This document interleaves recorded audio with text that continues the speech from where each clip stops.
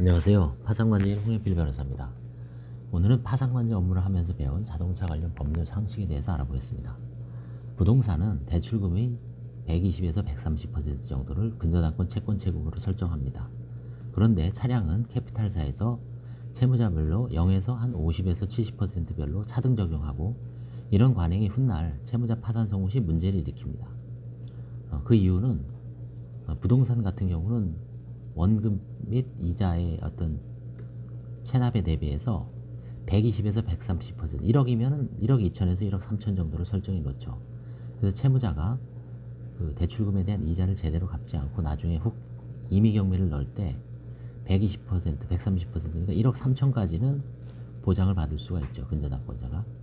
근데 차량은 그 반대로 0에서 한 50% 정도로 설정했기 때문에, 예를 들어 2천만 원짜리 차를 할부금을 해서 총 3천만 원을 이제 이자까지 해서 설정을 해놔야 되는데, 뭐 한 1,500 정도 빼니 설정을 해놓지 않습니다. 그럴 때 채무자가 나중에 경매를 당했을 때 그 채권자는, 캐피탈사는 전액을 보장받지 못하는 현상이 발생하게 됩니다. 다만 그런 관행이 차량에서 저소득자의 차량 구입을 쉽게 하여 생계형 자동차 보유를 하게 하는 긍정적 효과도 있는 것 같습니다.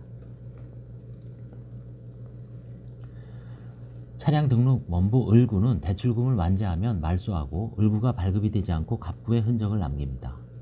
그런데 부동산 등기부등본은 말소의 흔적을 그대로 남기는 것과 다릅니다.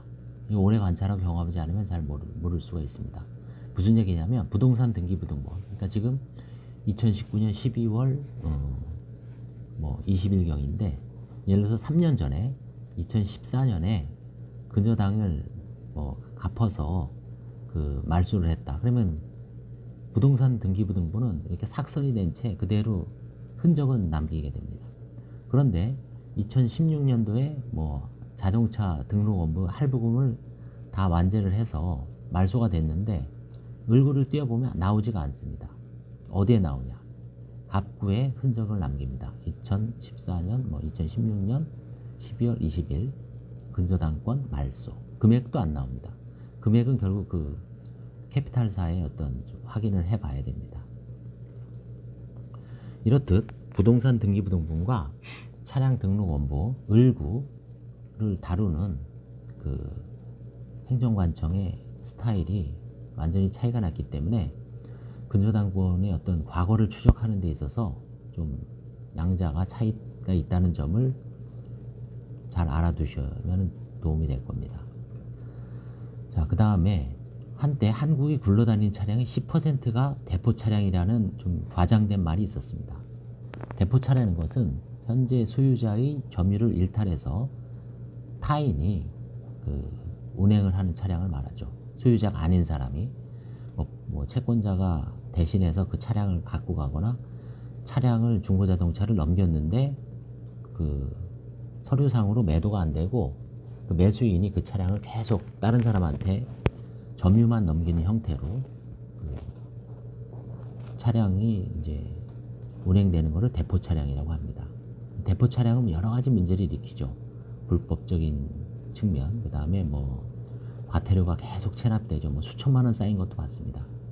이게 변호사로서 제가 2000년도에 개업했을 때 거의 첫 사건도 이런 걸 아마 상담을 해서 한번 해본 적이 있는데, 그때부터 이 대포차가 2000년대 초반에 엄청난 사회적 문제가 됐죠. 카페라든가 블로그에 가봐도 대포 차량에 대한 그 질문이 엄청납니다. 이게 변호사 입장에서 별다른 어떤 해결책이 없었어요.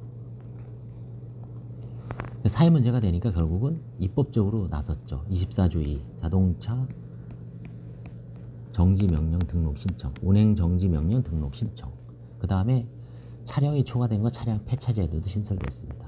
그래서 아주 대포차의 어떤 피해자가 좀 해소되는 그런 좋은 방향으로 입법이 된 것 같습니다. 차량은 10만 킬로미터 운행 기록이 10만 킬로미터 이상이고 차량이 8년이면 파산 절차에서는 환가 가치가 없는 판단을 내립니다. 그 가격이 아마 300만 원 이하가 대부분입니다. 비용도 안 나오겠죠. 그래서 이게 우리나라에서 어떤 차량 교체 주기는 한때는 차량 15년, 20년 타기 운동도 있었지만 뭐 그것도 물론 의미가 있지만 실제 거래의 어떤 실상에서는 8년이 넘으면 8년 넘고 10만 넘으면 가치로서의 어떤 기능을 상실하는 것 같습니다. 그 다음에 이제 과태료, 저희가 이제 뭐 불법 주정차, 그 다음에 뭐 속도 위반, 여러 가지 이제 행정청, 경찰 등에서 과태료를 내리죠. 뭐 자동차 정기 검사도 받지 않았을 때 몇십만 원씩 내리죠. 이 과태료는 파산법상은 후순위 채권에 불과합니다. 그러니까 파산에서 이제 채권이 우선권이 있는 뭐 근저당권이 있고, 그 다음에 일반 파산 채권이 있고, 일반 파산 채권자의 원금비 이자까지 다 배당하고 남은 게 있을 때 후순위 채권에 이제 배당을 하겠죠. 재단 채권, 파산 채권, 후순위 채권. 이 과태료는 후순위 채권, 이제 지금 3순위에 불과하거든요. 근데 실무상으로는 어떻습니까? 관제인이 이걸 매각을 하려고 해도 행정청에서 말소를 해주지 않습니다. 내지 않으면. 그래서 사실상 법을 떠나 법외적으로 사실상 우선 변제를 받습니다. 이거는 실제 어떤 법과는 괴리된 실무지만 이것도 잘 알아두시면 차량을 사고 팔 때 이 과태료의 어떤 그 기능에 대해서 좀 무섭다는 것을 인식할 수가 있습니다. 자, 그 다음에 한국에서 개인 택시 운송 사업 면허권이라고 있죠. 이거 개인 택시 면허라 그러죠. 이건 어떻습니까? 엄연히 지금 거래가 되죠.